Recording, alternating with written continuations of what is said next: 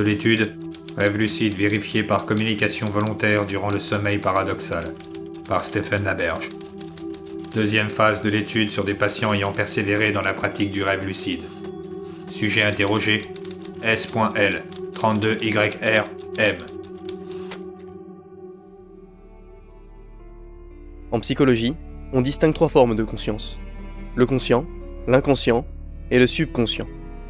Mais beaucoup de gens se trompent en pensant que seul le premier tient un rôle actif et que les autres n'ont aucune volonté propre. Lorsque l'on rêve, il est tout à fait possible, avec de l'entraînement, d'amener le conscient dans le subconscient, et ainsi d'être capable de savoir lorsque l'on rêve. À partir de là, avec de la pratique, il est également faisable d'apprendre à manipuler ses songes. Cela dit, ce n'est pas facile. Une chose que beaucoup de rêveurs conscients ont pu observer est la tendance des rêves à vouloir résister à ce contrôle. Il m'a fallu une grande concentration pour en venir à bout, mais à terme, cela m'a permis de les diriger à loisir. C'est alors que j'ai commencé à observer les premières manifestations de mon subconscient en tant qu'entité consciente. Au début, ce n'était que des éléments passifs. Mes rêves ont commencé à devenir de plus en plus réalistes et cohérents. Mais avec le temps, ça s'est accentué. Le plaisir, la douleur, le goût des aliments et le visuel me sont ainsi devenus aussi détaillés que dans la réalité. C'est la première méthode que ça utilise pour que l'on cesse d'exercer un contrôle sur lui. En effet, ne plus différencier les songes du réel rend difficile la prise de conscience. Car si l'on se trouve dans une copie de la réalité suffisamment convaincante, on finit par ne plus réaliser que l'on est dans un rêve. Beaucoup de rêveurs actifs s'y laissent berner et retombent dans un sommeil passif. Cela dit, j'ai persisté.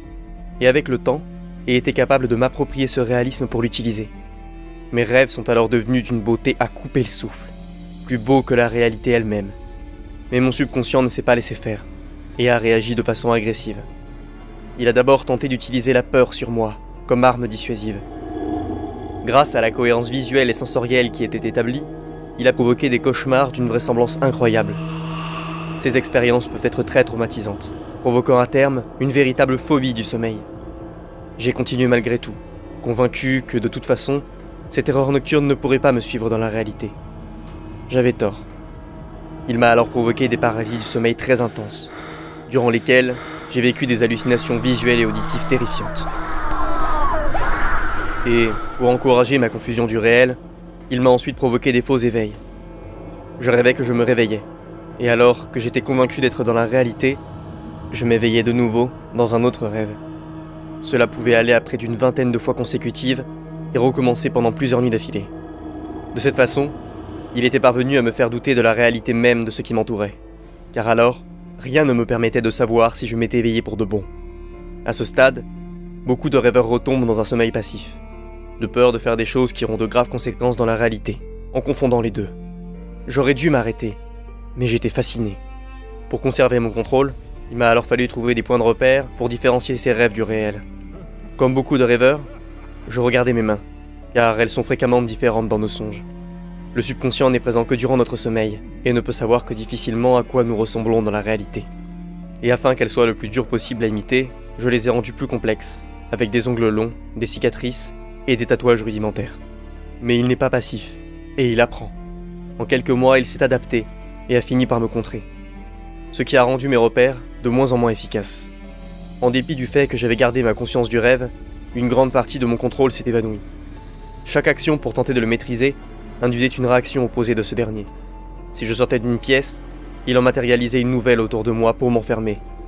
Et quand malgré tout, je me débrouillais pour en sortir, il recommençait, au point que des nuits entières ont passé de cette façon. De plus en plus brimé par son influence, ma maîtrise du rêve a fini par devenir totalement inefficace.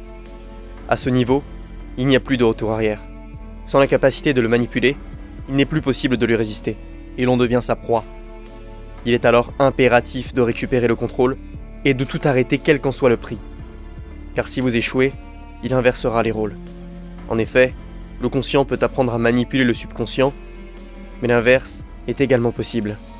Et alors, c'est lui qui vous maîtrisera, pour finir par priver votre corps de sa conscience, en vous empêchant de vous réveiller. Note de l'expérimentateur. Le témoignage a été obtenu par la retranscription des mouvements des yeux du sujet.